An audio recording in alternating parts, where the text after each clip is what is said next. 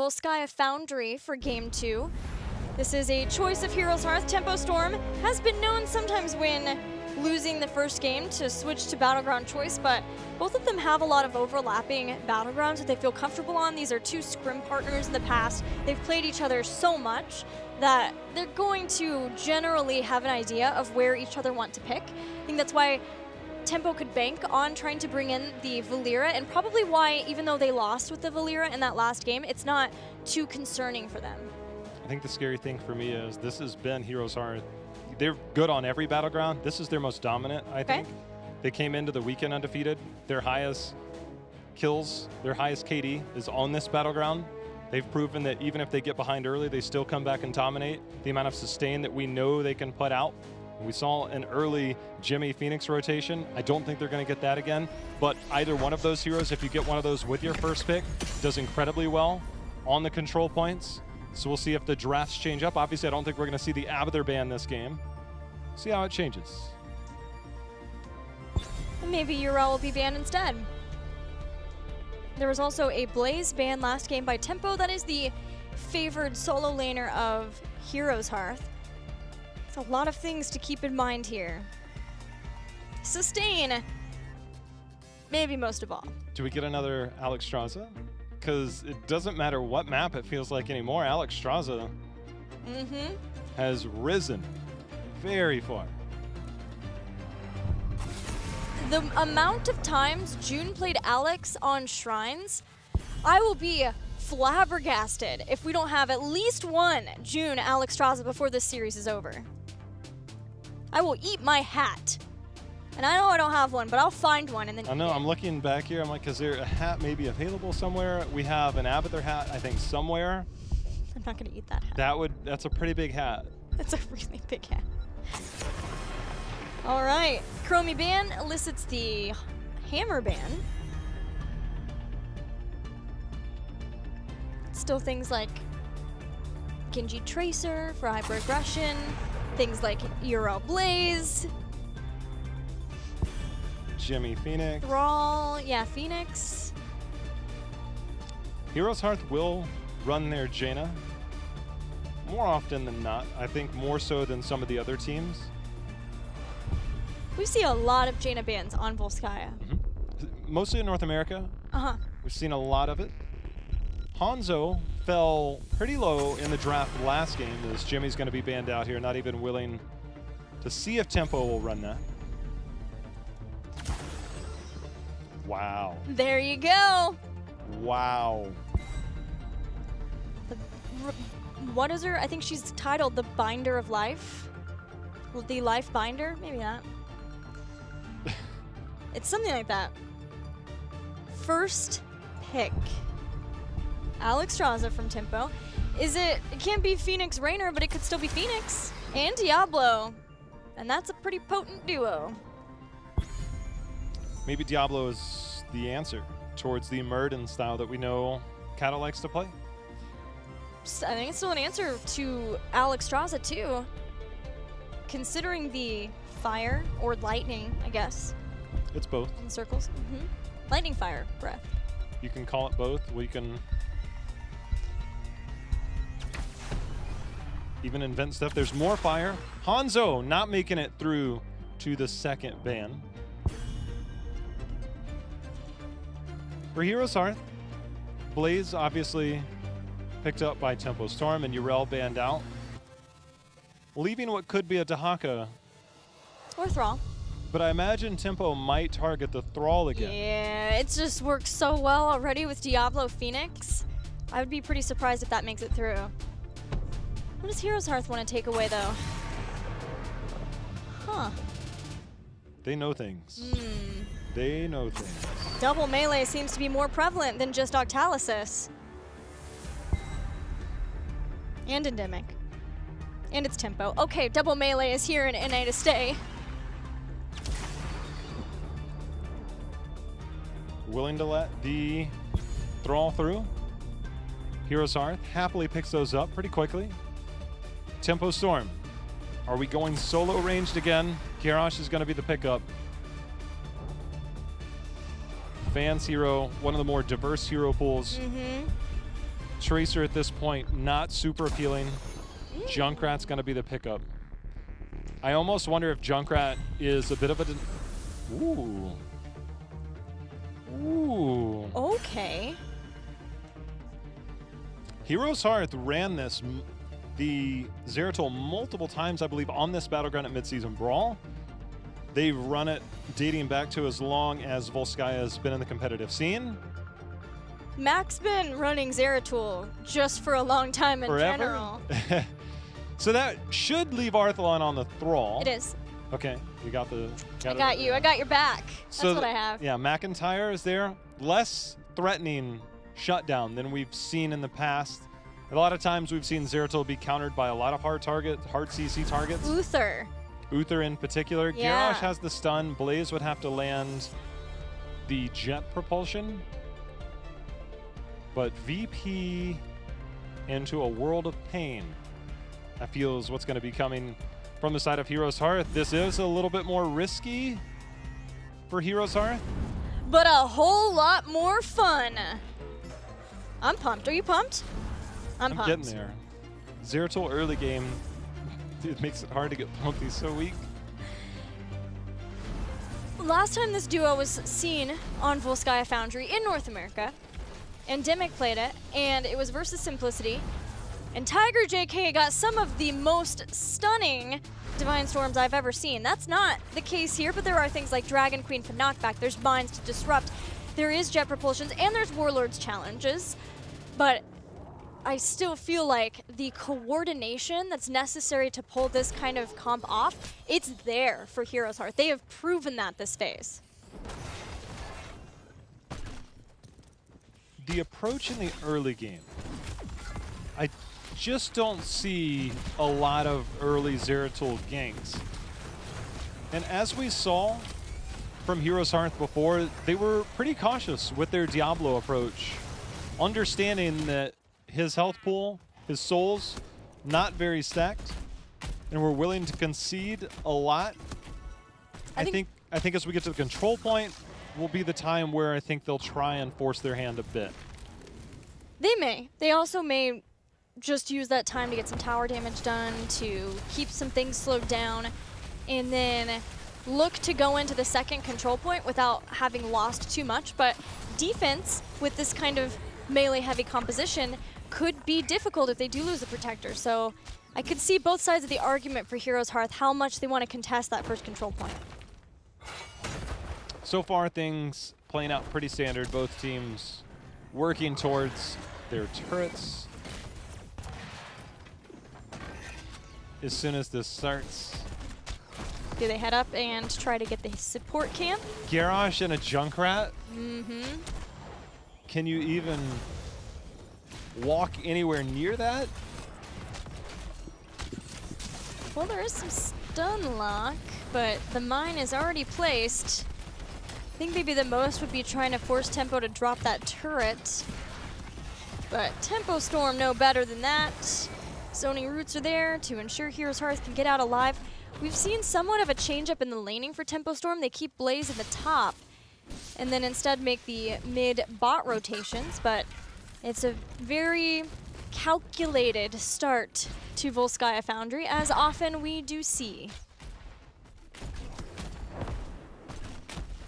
The approach that we see some teams take nowadays with this camp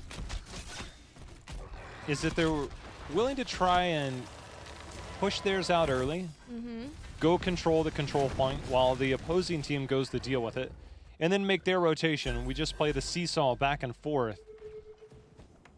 But both teams, they're waiting to see who's going to blink first. HeroesHearth, they're going to go ahead and start theirs. Tempo Storm sitting on theirs for now. It's control point, 15 seconds away. This is not Q-build Alex Straza. Even though I think earlier when Alex Straza was first released, June was more willing to try to flex things, or flex her build. It's back to stacking up on the globes, eventually being able to give globes back to the team, but also getting more of that percent-based healing as that stacks up. So HeroesHearth, they're going to concede, allowing their opponent to take control, force their camp in. Ooh, Arthon, I think a little bit lucky he didn't get knocked over the wall there, because there was no way he makes it back. That treant that came through was already down. No minions were there. They're also trying to get 7 off of this. Channel is at 65%, continuing to climb before Cattle relinquishes the point momentarily using Indomitable. Makes it through the roots. Assault camp has been cleared. Now Tempo Storm can come down with the rest. HeroesHearth constantly playing around the long experience game. McIntyre continuing his cycle up and down, getting the body soak in that bot lane. Tempo Storm holding the turret camp. HeroesHearth, very cautious approach again. And I think they're going to just concede this first one. Yep. Keeps everybody up. It's something that Team Dignitas did it on Volskaya versus, I want to say it was HeroesHearth themselves, but versus another team, making sure that you have everybody to defend the first protector ensures that you can keep soaking in multiple lanes, you put in maximum amounts of damage. It is still a big melee composition for HeroesHearth, but they have things like the Chain Lightning of Arthalon and the poke there. Crowan gets rooted, shielding gone. He's going to warp out of that. Still halves his health bar. The amount of damage that HeroesHearth accomplished in that top lane was enough to neutralize some of the experience, but the control that Tempo is accomplishing, they get that well down, going into the next control point, will be felt. Arthon taking some damage as well, as it's played out pretty favorably for HeroesHearth. Their comp is definitely much later game composition, and they're accomplishing, I think, their early goals right now. Yeah, this is clean for the composition that HeroesHearth has and has been wanting to play. When they, earlier on in the phase, lost some early games but ended up making the right kind of comebacks, we asked them about that, and I believe it was McIntyre that said we can do better about respecting the scaling compositions that we tend to play. And here, in last weekend when they played versus No Tomorrow, they have shown a lot of respect for that, done a great job of making sure that they're not losing anybody in the early game, and this is, like I said before, a very calculated early game Volskaya Foundry that is sure to open up with teams hitting heroic abilities. That's right now, as 10 picked up. Thrall coming in on the flank. Did go Earthquake. There goes the Shadow Charge in. Concussion Mine available. It's going to knock him back. VP's got a couple people isolated for now as Taunt comes in. Cattle needs to hop in that bunker. Does he make it out alive as Earthquake popped down? Lightning Breath is there, and it's not enough to take it down through Lifefinder. Glaurung's going to fall. Cattle survives. Glaurung does not. That gives us our first blood. But that Lifefinder sustained through that Lightning Breath. Yeah, I was talking about Lifefinder with a high health pool of Diablo. Talk about Lifefinder with the armor of Garrosh.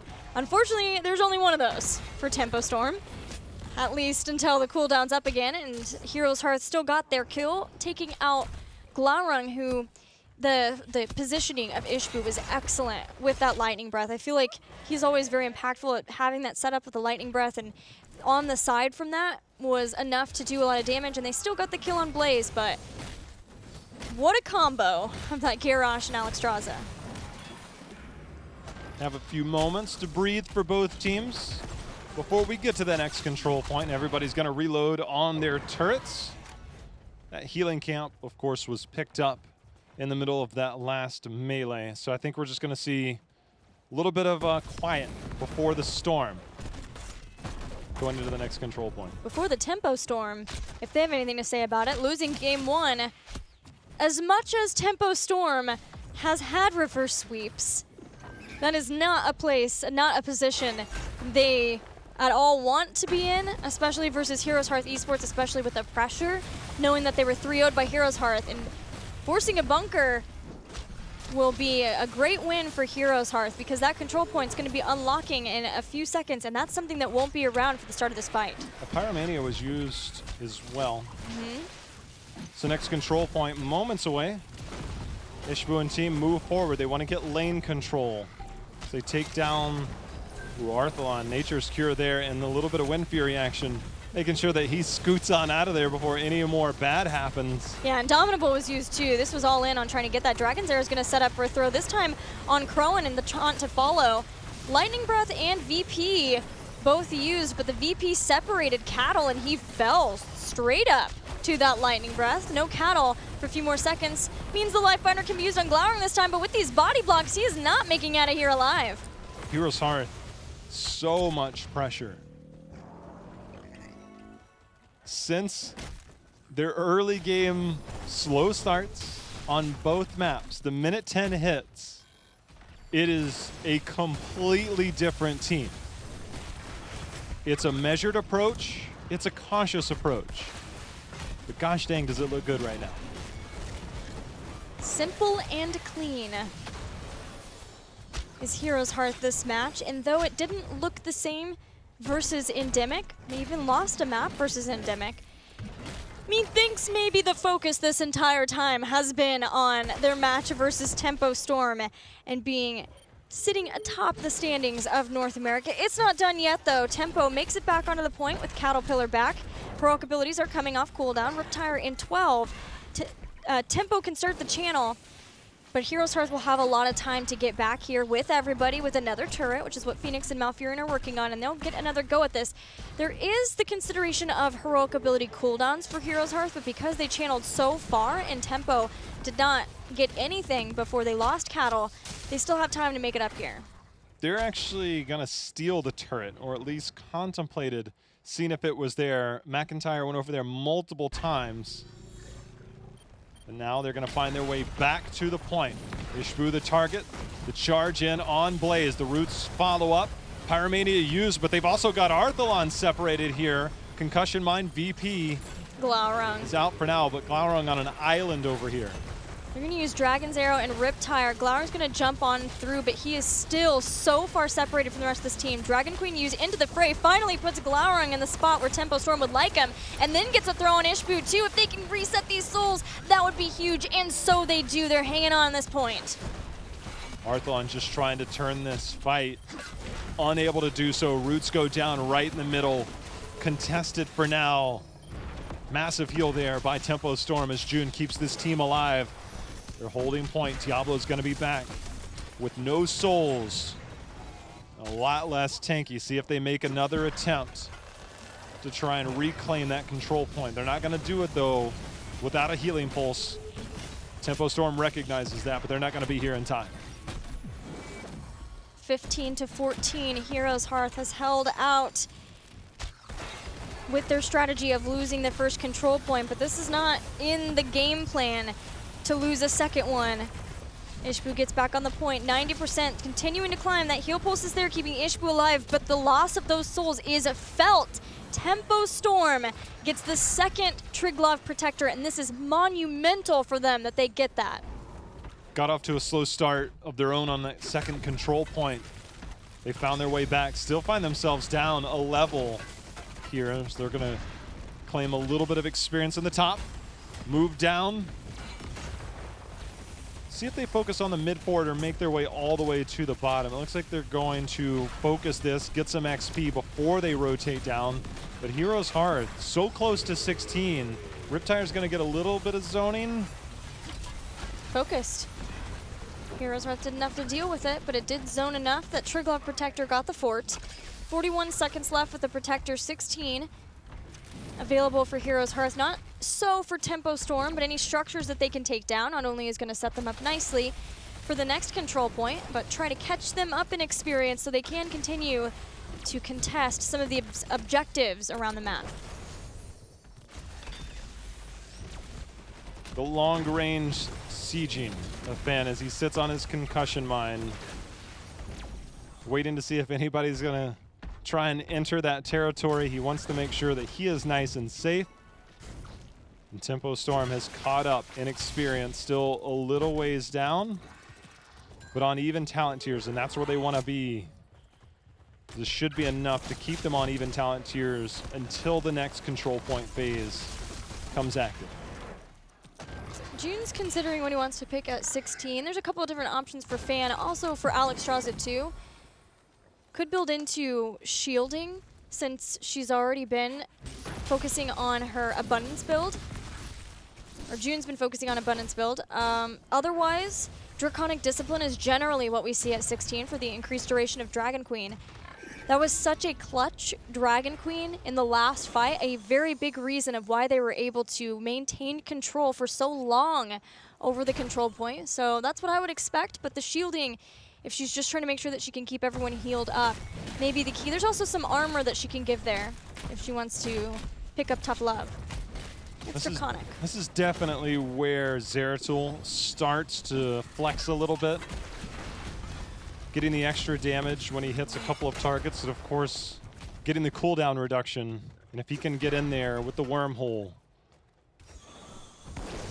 super impactful in these team fights, more so than at any point for Zeratul. That 16 power spike, definitely his largest. Yeah, he starts to be more than just a nuisance, but more of a menace around this time. With the amount of harassment that he can do later on to having the healing available at 20. I think he got a little bit in there just off screen, which is why we saw June and team fall back. Thankfully for Fanny, as is mine, because he is a juicy target. Really, any of those backliners are, but there's an example as McIntyre goes in and halves the health bar. Fan, Dragon Queen used, mine not necessary as HeroesHearth concedes the point, respecting that Dragon Queen. Dragon Queen has a long cooldown. We can't be that far out from the next control point. In the long run, it will be back. But in the short time, it's a couple minutes away. Tempo Storm has gradually started to catch up in the experience department. And this is a much closer game as we reach the later stages here. Very respectful, I would say, between these two teams. For Tempo Storm, a momentum win more than anything to be able to get the win here, I feel, because they've lost that last game. And showing a strategy and losing with it doesn't always feel that great. Control point activating in a few seconds. HeroesHearth still has a little bit of an advantage with experience, but it's nothing to sneeze at, as Tempo Storm will likely have time and still has things like that Junkrat who can move around the map very quickly to either get some structure damage done or just clear out some minion waves to soak up. I don't know if HeroesHearth has the time to soak 20, and the experience is not that vast. So we might just get an all-out brawl here. Neither team has been able to obtain control over this bot lane, get any early structure damage, so a win at this point. The win condition not as evident. Ishbu holding point for now as Glaurung and Cattle start to make their way in. McIntyre trying to find an opportunity of his own to get in and get some damage, and the split from Tempo Storm is felt here. The thing is, Jay, how HeroesHearth getting on the point first doesn't give a lot of options for Tempo Storm, because the longer this goes, HeroesHearth are clearing out wave after wave, and they are eking up an experience enough that Tempo Storm had a difficult decision to make there. They're going to give up this protector. This is starting to get to the late game, and taking out some of these structures is going to give HeroesHearth level 20. Tempo Storm quickly sends Junkrat to the top. That fort is somewhat low. He can try to work on that, try to get 20. This is a scary spot for Tempo. This is also a situation we don't generally see. It doesn't play out in the same manner. A keep seems somewhat likely, but if Junkrat can get down here, they might be able to salvage keep. But even losing a keep at this stage of the game is not that detrimental, especially when you know you have a Junkrat on the other side. The next control point will be mid, and Junkrat continuing to stack his grenades. Post 20 makes it a lot easier. And so the keep is good, but I don't think this is one of those just massive changes that just drastically changes the game. It helps. HeroesHearth does have the experience and the lane control, but the Junkrat on the other side, it's nothing that I think is just game-breaking. So Tempo Storm very much in this. The discipline from both of these teams giving up protectors in favor of having everybody up to defend it is what makes the game that way. That and having the Junkrat who can rotate quickly down to clear out the waves and then come back up. Which means we're gonna have another waiting period unless we see some traps start to be made or some teams starting to get some setups, some invasions for camps, which just has been part of this game so far. It speaks volumes to me, the amount of respect towards each other. To have this type of discipline in these games is rarely seen.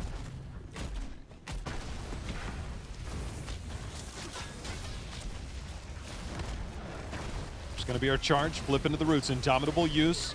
Lightning Breath is out. Root's going to land there. Dragon Arrow in return. Oh, Glaurung goes in deep, force the bunker out. The Lightning Breath still going. The scanner comes out. VP forced to drop there.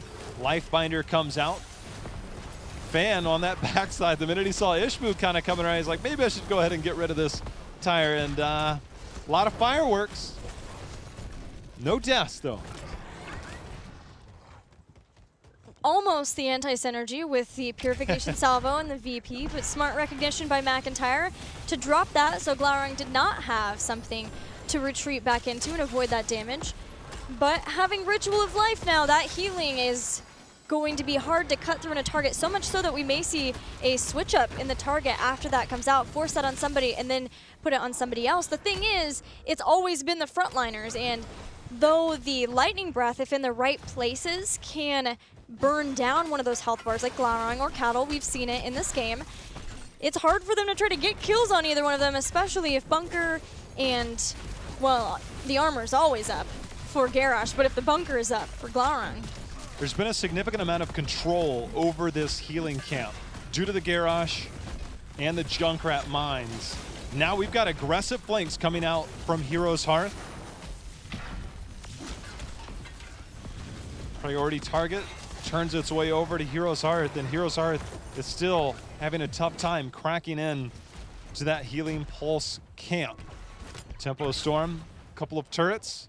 Zeratul lurking in that bottom right. Yeah, he forced that lane out faster and then was lurking to see if anyone would not make this smart rotation, but Fan mined over the wall.